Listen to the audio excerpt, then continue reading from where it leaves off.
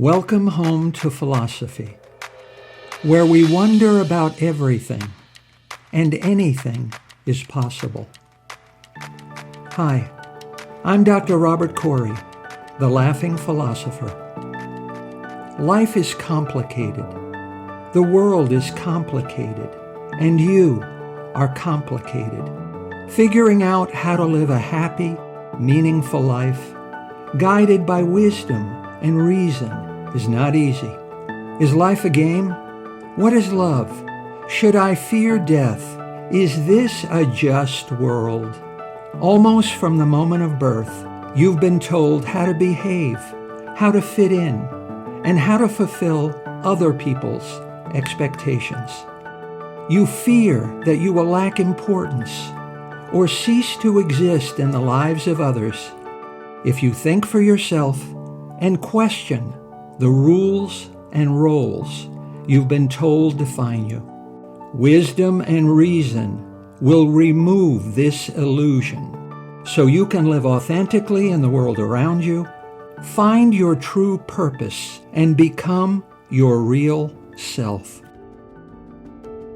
Welcome to episode number 99. Plato, Schopenhauer, and Spinoza. Is peering behind the human curtain a backstage pass to the cosmos? Aristotle's metaphysics begins, all men by nature desire to know. And indication of this is the delight we take in our senses. For even apart from their usefulness, they are loved for themselves. And above all others, the sense of sight. The reason is that this, most of all the senses, makes us know and brings to light many differences between things.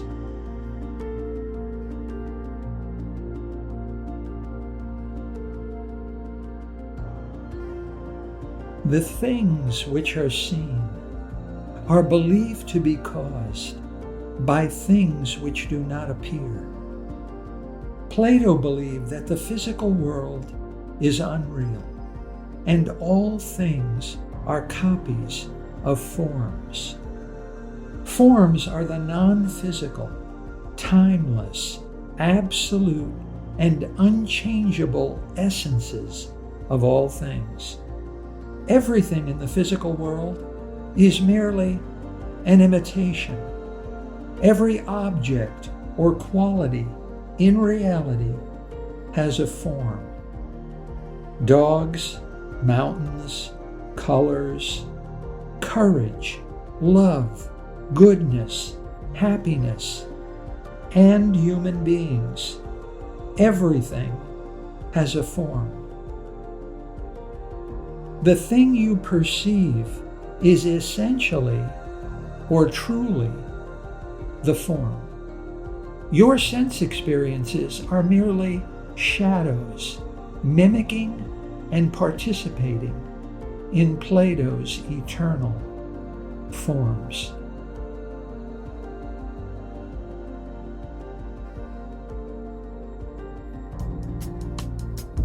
Arthur Schopenhauer was a German philosopher, best known for his 1818 work, The World as Will and Representation.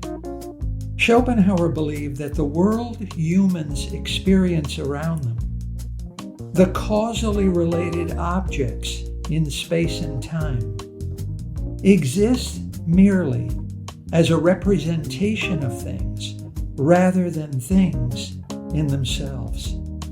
The world we know is dependent on a perceiver and exists merely as perceptions, not as a world that exists in itself. Will is the inner essence of everything. Will is a blind, irrational, and unconscious striving hidden behind space and time. The world we know is the will as an object. Human beings have absolutely no freedom. Human behavior is totally compelled and completely determined by causes and effects. Life is endless suffering. The will drives humans to fulfill its insatiable needs and desires, which, after they've been momentarily satisfied, always quickly return. Human existence is an endless, purposeless striving caused by the will.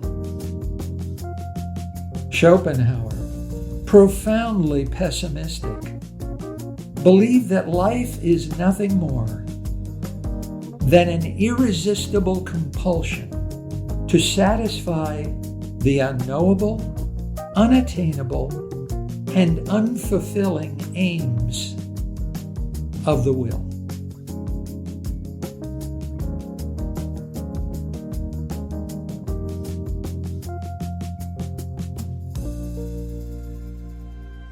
Born in 1632, Baruch Spinoza was a Dutch philosopher.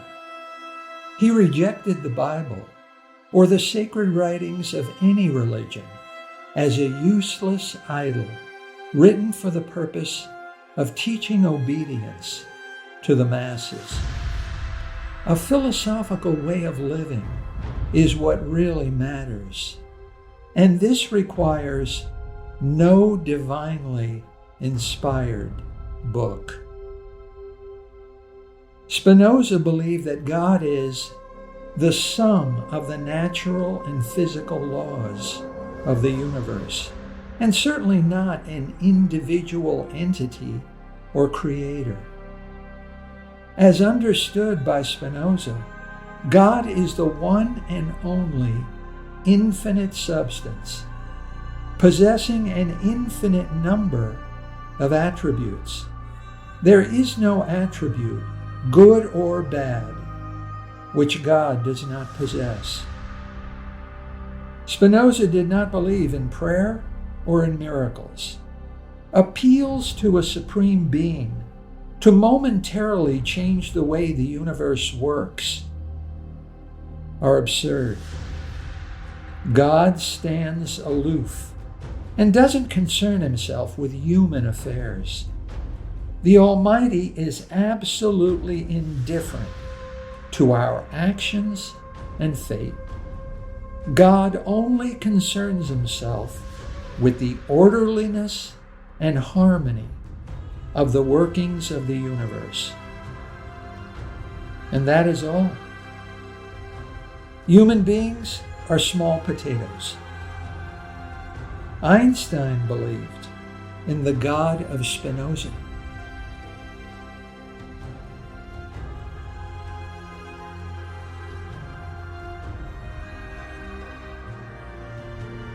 Things which do appear are illuminated by hidden, mysterious things which do not appear.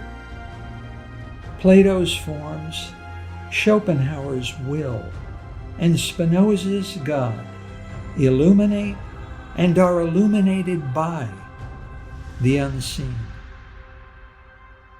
I want you to stand in front of a full-length mirror. Carefully examine the image in the mirror. Take your time. Look closely at the thing looking back at you. What do you see? You think you are seeing yourself, don't you? Yet the thing you see in the mirror is not the real you. You can't see the real you. The thing you see is a bag of skin. You are more than a bag of skin. You are more than you think you are.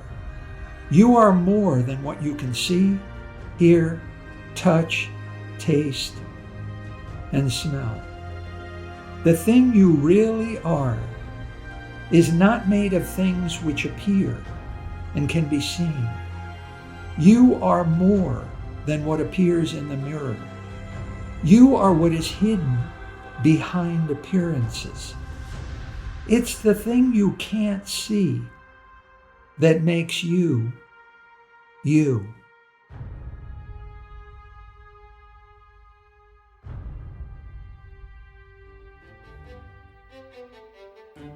In 1974, philosopher Thomas Nagel published a famous article called "What is it like to be a bat?" Nagel argues that while a human might be able to imagine what it is like to be a bat by taking the bat's point of view, it still would be impossible for a human to know what it is like for a bat to be a bat. Similarly, each individual human being only knows what it is like to be them. Even if I were able to metamorphose into you, my brain would only be able to experience your life and experiences, and not your thoughts and your feelings and your mindset.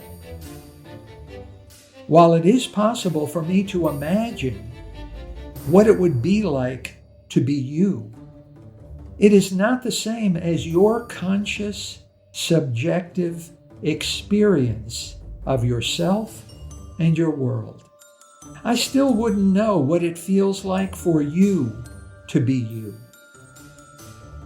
Only you will ever know. What's it like to be uniquely you?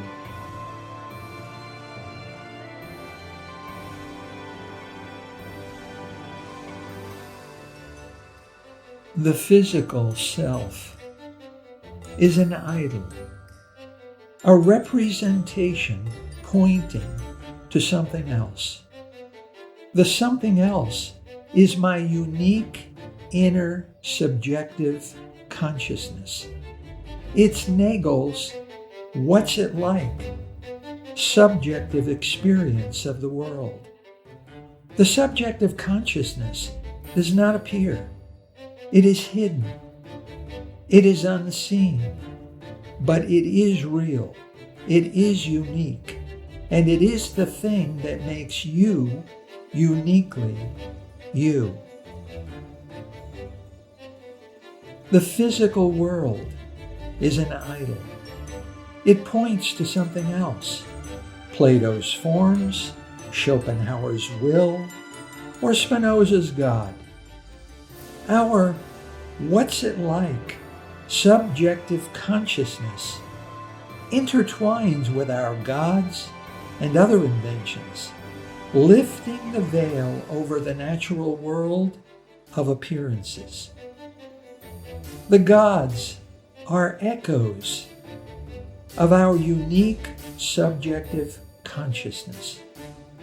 Einstein said, "The genesis of religions lies in human attempts to explain the mysteries of existence, a testament to our innate curiosity and cognitive limitations."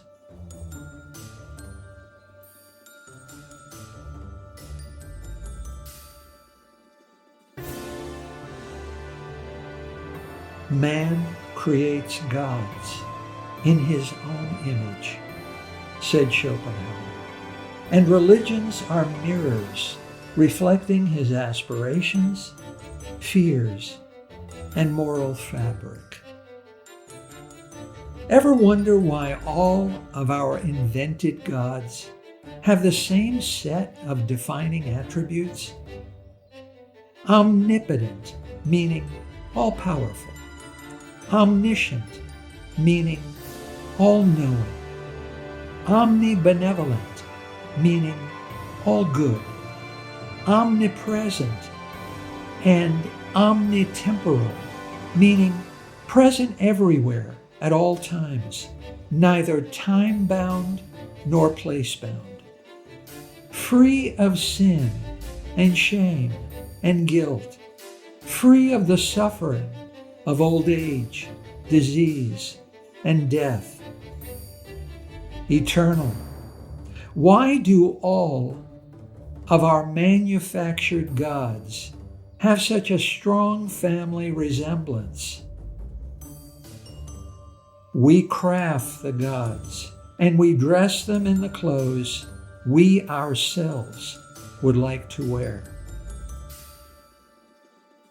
In the tapestry of human thought, said Nietzsche, religions emerge as threads woven by human imagination, not divine revelation. Jesus was the tip-off. If a God can become a man, then man can become God.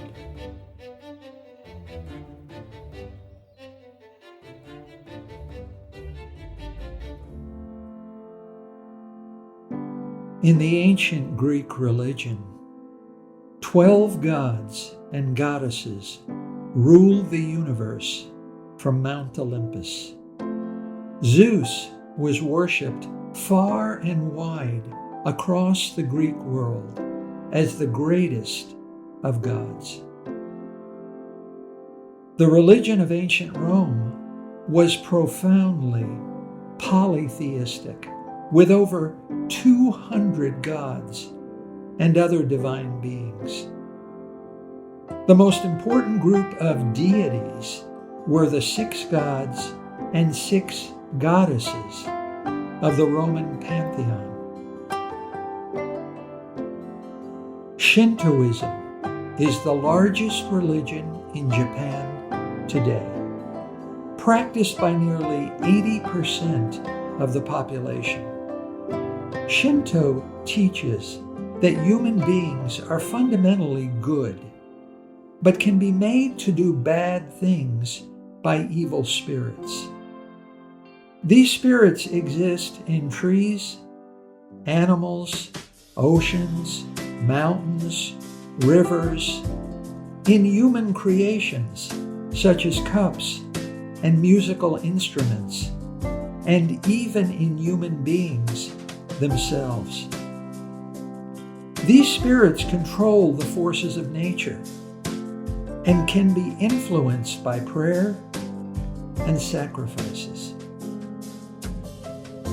The assertion that there are exactly 8 million gods in the Shinto religion simply means there are too many gods to count.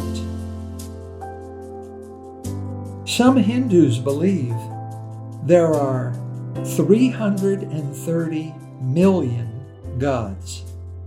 Some claim it's closer to 6 million. Others say it's closer to 30. The exact number of Hindu gods is difficult to prove. Ancient Hindu texts, known as the Vedas, mention a total of 33 gods. Basically, Hindus just don't know the exact number of gods Hindus worship. Humans cannot make a sunrise, so we make gods by the dozens to explain sunrises.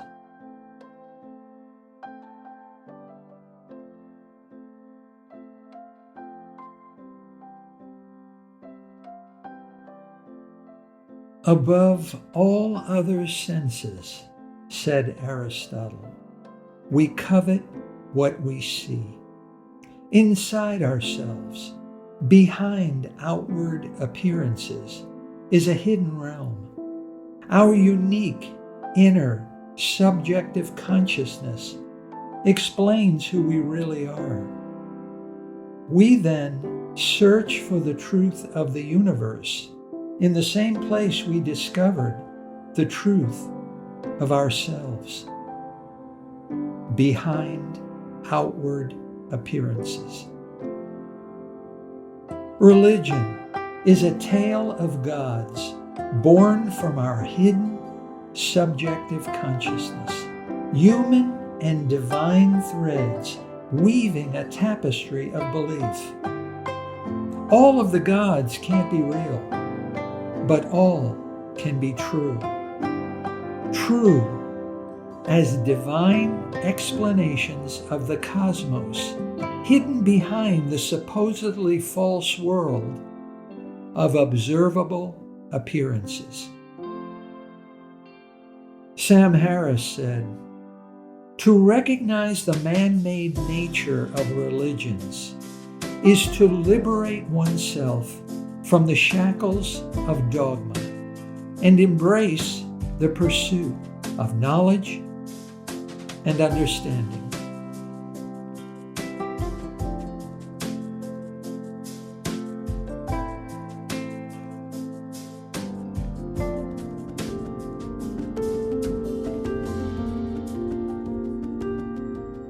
Consider the following argument, often made by mediocre thinkers. Everything has a cause, so the universe itself must have a cause. And what could have caused the universe to come into existence?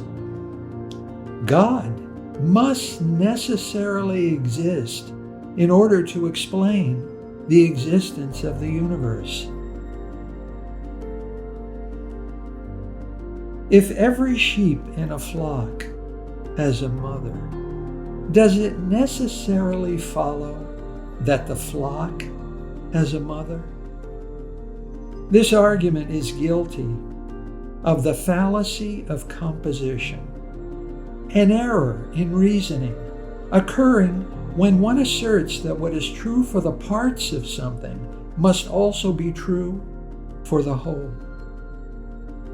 It involves incorrectly attributing the characteristics of individual members to the whole group and leads to mistaken conclusions, especially when applied to a complex system such as the cosmos.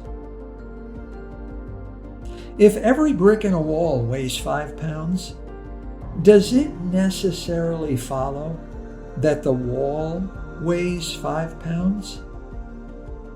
The assumption about causality is a generalization based on our everyday observations within the universe and might not seamlessly apply to the universe as a whole. The divine nature of causation on a cosmic scale might not so neatly align with our everyday observations. If I stand at a football game, then I will be able to see better. If everyone stands, then will everyone be able to see better?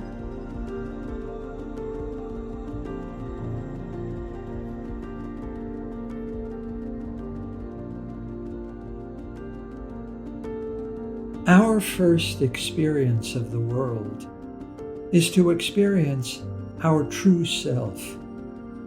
We find our true self not through our sensations and perceptions, but hidden behind its outward physical appearance. So we look for the truth of the universe hidden behind its outward appearance. We look for our lost house keys in the same place where we discover they are missing. We look for the truth where we first discover it. Like Plato, Schopenhauer, and Spinoza, we look for the truth behind outward appearances. What really matters about you is what you can't see in a mirror. You are more than meets the eye. You are the blueprint of the gods and the gateway to deconstructing the universe.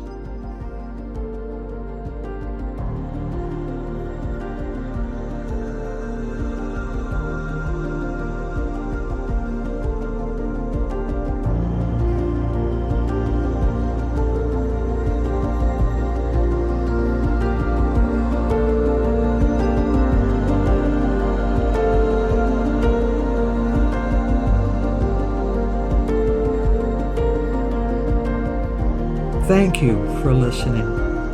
I hope you will take what you've learned and be a better person. Think for yourself. Question everything. Accept nothing that does not agree with your own reason and good sense.